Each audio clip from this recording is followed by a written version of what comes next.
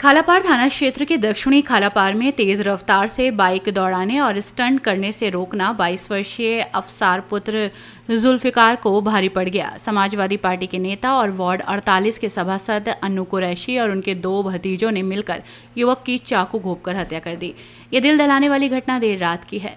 सूचना मिलते ही पुलिस मौके पर पहुंची, शव को कब्जे में लेकर पोस्टमार्टम के लिए भेज दिया। मृतक के परिजनों ने तीनों आरोपियों सभासद अन्नू कुरैशी और उनके 2 भतीजों की तत्काल गिरफ्तारी की मांग की है। परिजनों ने स्पष्ट कहा है कि जब तक तीनों आरोपियों को गिरफ्तार नहीं किया जाता तब तक अफसार का अंतिम संस्कार नहीं किया जाएगा। परिजनों ने सभासद अन्नू कुरैशी पर न केवल हत्या में शामिल होने बल्कि इलाके में गुंडागर्दी को बढ़ावा देने का भी गंभीर आरोप लगाया।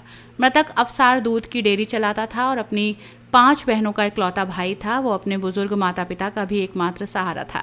अफसार की हत्या के बाद परिवार में मातम छा गया और परिजन रो रो कर बुरे हालत में आ गए। पुलिस ने मामले की जांच शुरू कर दी है। आरोपियों की तलाश में छापेमारी की जा रही है। इस घटना ने स्थानीय लोगों में आक्रोश पैदा कर दिया।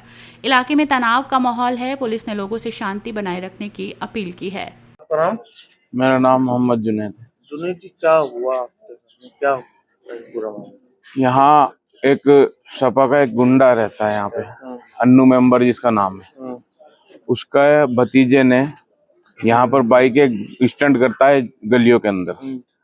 उसे इसी बात के लिए हमने कुछ कहा कि भाई यहाँ बच्चे भी घूमते हैं तो थोड़ा सा इस चीज का ध्यान रखो, गलियों में गाड़ियां तेज ना चलाया करो।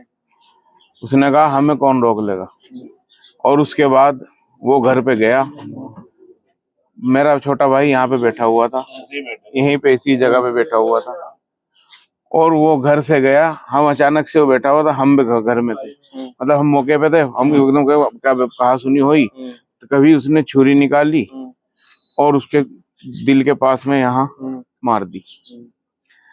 उसमें उनके साथ एक अवैध लड़का है, एक अन्नू मेंबर जो सपा में है और पूरी तरीके से गुंडागर्दी में पूरा साहिल को सपोर्ट करता है, वो भी साथ में था। दूसरी चीज ये कि अवैध लड़का है, वो साथ में था, वो मारने में भी साथ में था। 2 ने पकड़ा है, ये 2 ने पकड़ा है और उसने साहिल ने मारा है उसको। ठीक है जी। तो तभी उसको यहाँ से हम लेके गए, अस्पताल पहुंचे, सरकारी अस्पताल पहुंचे। उन्होंने कहा कि भाई कंडीशन ठीक नहीं है, मेरठ के लिए रेफर कर दो। मेरठ गए, इसी दौरान जब मेरठ पहुंचे वहां डॉक्टरों ने मृत्यु घोषित कर दिया। क्या कहेंगे जिस सपावादी पार्टी का नेता है इस तरीके से गुंडागर्दी करनी? क्या देखो, हम तो ये उम्मीद है इस सरकार से, योगी सरकार से यही उम्मीद लगाते हैं। हमने कोई बात नहीं है, हमें इंसाफ चाहिए। हमने कोई दूसरी पार्टी से हमने बदतमीजी नहीं की है, ना कोई मामला किया है हमने किसी तरह से कोई, मतलब भला हमें भी धमकी आ रही हैं और हमें अपनी जान का भी खतरा है भी इनसे। और अभी बोल रहे हैं, कहने लगे अगर कोई ज्यादा कानूनी कार्रवाई की तो उसमें हमको धमकियां मिल रही हैं।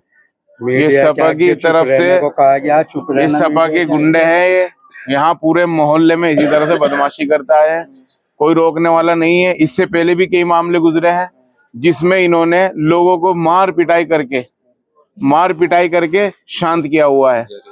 पूरा मोहल्ला इस चीज से पीड़ित है। 1 लाख रुपए में कब्जा लिया। किसी का मकान इन्होंने, ये सामने एक मकान था, किसी का मकान, उसमें 1.5 लाख रुपए दिया, उसका मकान कब्जा लिया। ये अन्नू मेंबर का काम है यहाँ से। और भतीजों को साथ में लग के पूरी बदमाशी का ये सपा का गुंडा करता है यहाँ। और आज उसी का शिकार हमारा भाई हो गया, जो पूरी तरह से खत्म हो गया।